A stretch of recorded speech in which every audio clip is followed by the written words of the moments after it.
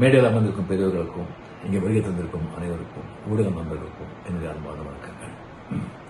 லதா அவர்கள் ஒரு நல்ல மனைவியா, ஒரு நல்ல தாயா, பேர குழந்தைங்களுக்கு ஒரு நல்ல பாட்டியா தன்னுடைய லௌகிக கடமைகளை சிறப்பாக செய்து கொண்டு இப்போ இந்த செல்போன் யுகத்தில் இளைஞர்கள் சில பெரியவர்கள் கூட நம்ம பாரத நாட்டின் மகோன்னதமான சம்பிரதாயம், அதோட கலாச்சாரம், அதோட அருமை பெருமை எல்லாம் அவங்களுக்கு தெரியாமலேயே அதை பற்றி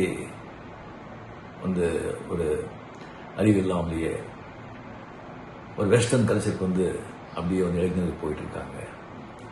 இங்கே வெஸ்டர்னர்ஸ் அங்கே அவங்களுடைய சம்பிரதாயம் கலாச்சாரத்தில் அவ்வளோ சந்தோஷம் நிம்மதி கிடைக்கலன்னு சொல்லி அவங்க நம்ம இந்தியா பக்கம் இதில் தான் ஒரு உண்மையான ஒரு நிம்மதி சந்தோஷம் கிடைக்கும்னு சொல்லி அவங்க இந்த பக்கம் வந்துட்டு இருக்காங்க.